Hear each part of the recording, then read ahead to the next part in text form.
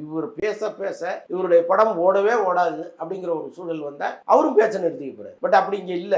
அதனால அவர் என்னன்னா, அவர் ஒரு முறை சொன்னாரு, காலையில ஷூட்டிங்க்கு நான் போனேன்னா உடம்புல ஒரு 10 காயம் இல்லாம நான் திரும்பினதே கிடையாதுன்னு அவர் சொல்றாரு. ஸோ அந்த அளவுக்கு இந்த படத்துக்காக அவர் எடுத்து தனிப்பட்ட முறையில செலவு பண்ணிட்டதா இவங்க சொல்றாங்க. தனிப்பட்ட முறையில அவர் பண்ணல. அவர் எடுத்து சங்கத்துக்காக செலவு பண்ணியிருக்காரு. ஆனால் அது வெட்டி செலவுங்கிறது முக்கியமான விஷயம். விஜய்ன்ட்டு வரும்போது சாதாரணமா வரும்போதே பெரிய அளவு தியேட்டர் பிடிப்பாங்க. இப்ப இன்னைக்கு பாரஞ்சித்து இப்படி எல்லாம் பேசும்பொழுது இன்னும் கொஞ்சம் கோபம் அவங்களுக்கு நிச்சயமா வரும். அதன் காரணமா காம்படிட்டிவ் கமிஷன்ங்கிறது யாருக்குமே தெரியாம இருந்தது. அப்பதான் உனக்கு 2 போடுவேன், ஒன்னும் இல்லாம பண்ணிடுவேன்லாம் மிரட்டிட்டு இருந்தாங்க. இவர் கேஸ போட்ட உடனே அது வேற மாதிரி ஆகி எல்லாருமே மிரண்டு போய் அமைதியாட்டாங்க. டிமாண்டி காலனி படத்தை எவ்வளவு தியேட்டர்ல அவங்க ரிலீஸ் பண்ணுவாங்க, தங்கலானுக்கு எவ்வளவு தியேட்டர் கிடைக்குங்கிறதெல்லாம் இங்க ஒரு மிகப்பெரிய கேள்வியா இருக்கு. விஷாலத்தான் இவங்க வெளியில பிரஸ் ரிலீஸாவே கொடுக்குறாங்க. பாக்கி 3 பேரை கொடுக்கவே இல்லை. இது ஆஃப் த ரெக்கார்டா சொல்லிட்டு இருக்காங்க. ஆனால் ரெட் கார்டுங்கிற விஷயத்தை இவங்க பயன்படுத்தவே முடியாது. அப்ப அந்த கொள்கையை அவர் மாத்திக்க வேண்டிய அவசியம் இல்லை. ஒருவேளை ரஞ்சித் அவங்களுக்கு பிடிக்கலன்னா அவரை புறக்கணிச்சிட வேண்டியது தானே.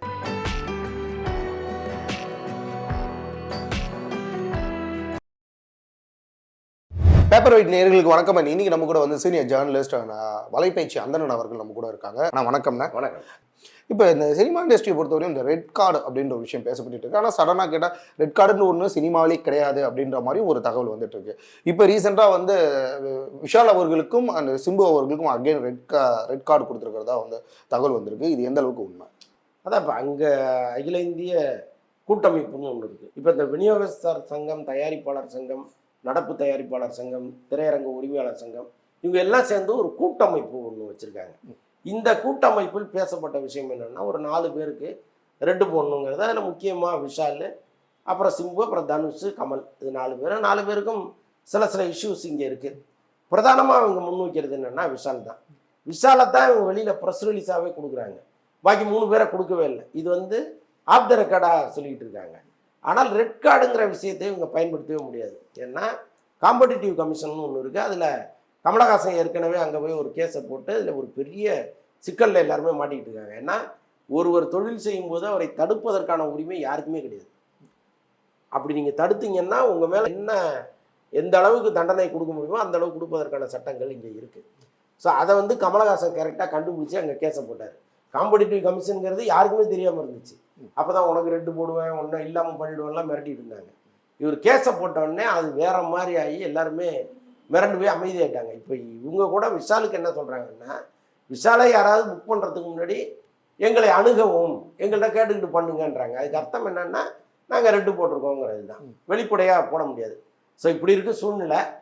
பட்டு இப்படி தான் ஒருத்தரை ஹேண்டில் பண்ணுங்கிற ஒரு சூழல் வரும்பொழுது அவங்க பண்ணுறாங்க. இது எந்த அளவுக்கு சாத்தியம்னு நமக்கு தெரியல, பட் சொல்லியிருக்காங்க. இந்த 4 பேரையும் பர்டிகுலராக இந்த ரெட் கார்டு விஷயத்தில் கொண்டு வரதுக்கு காரணம் என்ன? விஷால் மேலே என்ன குற்றச்சாட்டு இருக்குது, சிம்பு மேலே என்ன குற்றச்சாட்டு இருக்குது, தனுஷ் அண்ட் கமலஹாசன் இவங்க எல்லாருமேலும் என்ன தான் குற்றச்சாட்டு இருக்குது? விஷாலை பொறுத்தளவுக்கு கேஆர்ஜி தலைவராக இருக்கும் பொழுது ஒரு 7.5 கோடி ரூபா பணம் சங்கத்தில் வச்சுருந்தார், வைப்பு நிதியாக வச்சுருந்தார். அதை இவர் ஃபிக்ஸட் டெபாசிட்டை உடைச்சி எடுத்து சங்கத்துக்காக செலவு பண்ணுறேன்னு நிறைய செலவு பண்ணி காலி பண்ணிட்டார். இப்போ அதை தனிப்பட்ட விஷால் எடுத்து தனிப்பட்ட முறையில் செலவு பண்ணிட்டதா இவங்க சொல்கிறாங்க. தனிப்பட்ட முறையில் அவர் பண்ணலை. அவர் எடுத்து சங்கத்துக்காக செலவு பண்ணியிருக்காரு. ஆனால் அது வெட்டி செலவுங்கிறது முக்கியமான விஷயம். ஏன்னா சங்கத்துக்குன்னு ஒரு ஆஃபீஸ் இருக்கும்பொழுது இவர் தனியாக இன்னொரு ஆஃபீஸ் போட்டார், அங்கே ஸ்டாஃப் போட்டார். அப்புறம் நான் அது பண்ணுறேன் இது பண்ணுறேன்னு சொல்லி எக்கச்சக்கமாக எடுத்து விட்டுட்டார். ஆனால் அதற்கு அன்னைக்கு உடந்தையாக இருந்தவர்கள் அவர் கூட இருந்தவங்க. அவங்கெல்லாம் கையெழுத்து போடலன்னா இது நடந்திருக்காது இல்லை. ஸோ இப்போ எல்லார் மீதும் தான் அவங்க குற்றச்சாட்டு வைக்கணும். பட் விஷால் மீது வைக்கிறாங்க. அது தனிப்பட்ட முறையில் நடக்கிற பிரச்சனை. இப்போ தனுஷை பொறுத்தளவுக்கு தனுஷும் முரளி ராமசாமியும் சேர்ந்து ஒரு படம் ஒன்று பண்ணாங்க. முரளி ராமசாமி தயாரித்தார். தனுஷும் ஒன் ஆஃப் த ப்ரொடியூசராக அதுக்குள்ளே வந்தார். சன் பிக்சர்ஸ் அந்த படத்தை எடுத்தாங்க. அந்த படம் பாதியிலே நின்றுடுச்சு. அதுக்கு திரும்ப தனுஷ் கால் சீட்டு கொடுத்து உள்ளே வரலைங்கிறதுனால அவர் மீது ஒரு கம்ப்ளைண்ட் நீண்ட காலமாக இருக்குது. அதுக்காக அவர் மீது ஒரு ரெட்டு. சிம்புவை பொறுத்தளவுக்கு தெரியும், மைக்கேல் ராயப்பன், ஐஸ்வரி கணேஷ் பஞ்சாயத்து ஒன்று. அதனால் இதில் கமலஹாசனுக்கு என்ன பிரச்சனைன்னு நமக்கு தெரியல. கமலஹாசன் இருக்கலாம், சபாஷ் நாயுடுங்கிற ஒரு படத்துக்கு அட்வான்ஸ் வாங்கினார். அதெல்லாம் தான் பொன்னியின் செல்வன்ல இதில் சரி பண்ணாங்கன்னு நினைக்கிறேன், இந்தியன் 2ல்.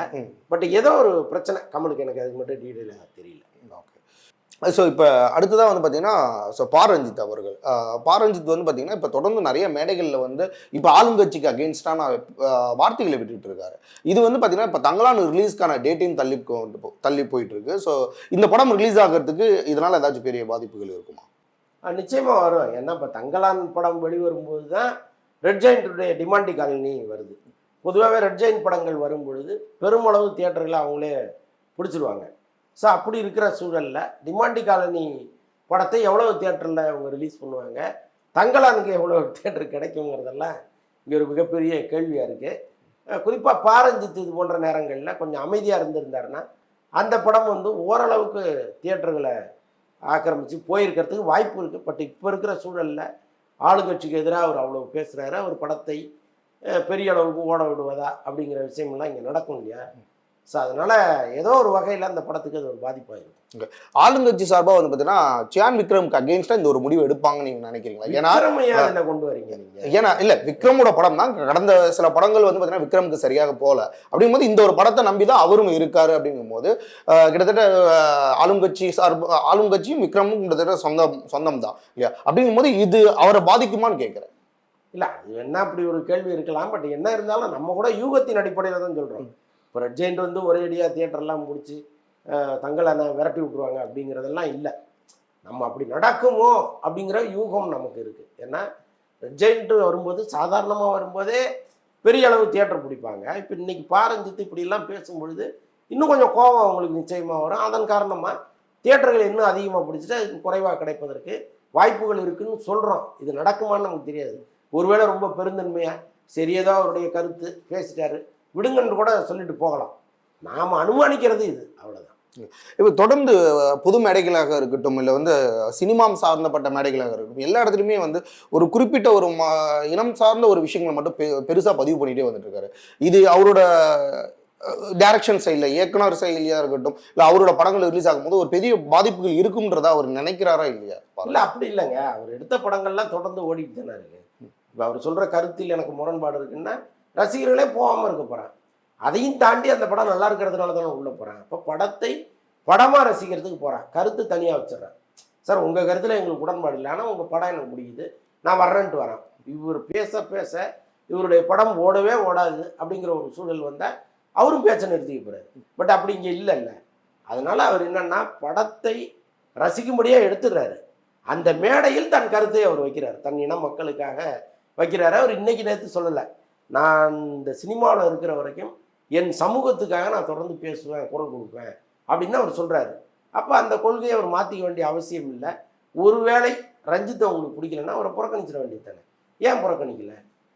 அதுதான் இங்கே இருக்கிறது. இப்போ தங்கலான் படம் எந்த அளவுக்கு வந்திருக்கு, தங்கலான் எந்த மாதிரியான ஒரு வெற்றியை கொடுக்கும் சியான் விக்ரமுக்கு? இல்லை, நம்ம வெற்றி தோல்வியை பற்றி படம் ரிலீஸுக்கு முன்னாடி பேசவே முடியாது. பல படங்கள் நம்ம எதிர்பார்க்குறோம், வந்த பிறகு வேறு மாதிரி இருக்குது. ஸோ அதனால் நம்ம அந்த ஏரியாவுக்கு போக முடியாது. பட்டு விக்ரமை பொறுத்தளவுக்கு இந்த படத்தை ரொம்ப நம்புகிறார். இந்த படத்துக்கு நிறைய உழைப்பு. அவர் ஒரு முறை சொன்னார், காலையில் ஷூட்டிங்க்கு நான் போனேன்னா உடம்புல ஒரு 10 காயம் இல்லாமல் நான் திரும்பினதே கிடையாதுன்னு அவர் சொல்கிறார். ஸோ அந்த அளவுக்கு இந்த படத்துக்காக அவர் வந்து உழைச்சிருக்கிறாரு. ஒரு பெரிய நம்பிக்கையோடு இருக்கார். அந்த நம்பிக்கையை ஒர்க் அவுட் ஆகும். ரஜினி சார்ந்த ஒரு விஷயம் வந்து இப்போ சோசியல் மீடியாவில் ரொம்ப வைரல் ஆகிட்டு இருக்கு. அப்படின்னா அவரோட பேரன்களை வந்து ஸ்கூலுக்கு கூப்பிட்டு போய் விட்டு வந்த வீடியோ. ஸோ ஏன் ரஜினி வந்து திருப்பி ஃபேமிலியோட அப்படியே ஒரு நிடா ஐக்கியமாயிட்டாரா, இல்லை அடுத்த படம் எல்லா காலத்துலேயும் ஒரு ஃபேமிலியோட தாங்க இருக்கு. இல்லை படங்கள் அடுத்தடுத்தது பண்ணாமல் இப்போ பேரன்களோட ஒரு ஓய்வு நேரம் நிச்சயமாக இருக்கும்ல. அந்த வேட்டையன் முடிச்சிட்டாரு, அடுத்து 171 அந்த இது கூலி படம் பண்ணணும். அந்த பிரேக்கில் ஒரு ஃபேமிலியோட டைம் ஸ்பெண்ட் பண்ண முடியுது, இருக்காரு. இன்னொன்று பேரப்பிள்ளைகள் தானேங்க உலகம். நீங்கள் ஒருத்தர் தாத்தாவாயிட்டாருன்னா அவருக்கு நீங்கள் இப்போ ஒரு 10,000 கோடி கொடுங்க, ஒரு பேரப்பிள்ளையை கொடுங்க, எது பெஸ்ட்டுன்னு கேட்டிங்கன்னா பேரப்பிள்ளை தான். ஸோ அப்படி தான் வந்து ரஜினியும் ஒரு சராசரி மனிதர் தானே. எல்லாருமே சராசரி மனிதர்கள் தானே உறவுகளுக்கு மத்தியில். ஸோ அதனால் அவர் அப்படி இருக்கார். இதை விட அஜித் வந்து அவர் பிள்ளைய ஸ்கூலில் விட்டுட்டு அது பர்ஃபார்ம் பண்ணுறத ஒரு ஓரமாக நின்று கையை கட்டி நின்று பார்த்ததெல்லாம் நம்ம பார்த்தோம், ஃபோட்டோஸ்லாம் வந்துருக்கு. ஸோ அந்தளவுக்கு பிள்ளைகள் ஸ்கூலு பேர பிள்ளைகள்னா அது வேறொரு உலகம். அவங்களுக்கு தெரியாது நம்ம சூப்பர் ஸ்டார்ங்கிறதெல்லாம் அந்த இடத்துல மறந்தே போயிருப்பாங்க. இப்போ அஜித் பற்றி கேட்டதுனால, அஜித் பற்றி பேசுனதுனால நான் அதை கேள்வி கேட்குறேன். இப்போ அஜித்தோட விடாமுயற்சி ஸோ எப்படி வந்திருக்கு, ஸோ அது எப்போ ரிலீஸிங் ஏதாச்சும் பிளான் பண்ணியிருக்காங்க? ஏன்னா படம் வந்து நான் எப்பயுமே அஜித்தை பற்றியான அப்டேட் கேட்கறதுக்கு ஆர்வமாக இருப்பாங்க எல்லாருமே. கரெக்டு தான். இப்போ விடாமுயற்சி ஷூட்டிங் அஜர்பைஜானில் முடிஞ்சிட்டு வந்துட்டாங்க. வந்து திரும்ப ஹைதராபாத்தில் ஒரு ஷெட்யூல் ஸ்டார்ட் பண்ணுறாங்க. அது முடிஞ்சதுன்னா படமே முடியும். ஓகே. ஸோ நன்றி. நீங்கள் நிறைய தகவல் தெரிவிச்சிங்க. மீண்டும் சார் நன்றி.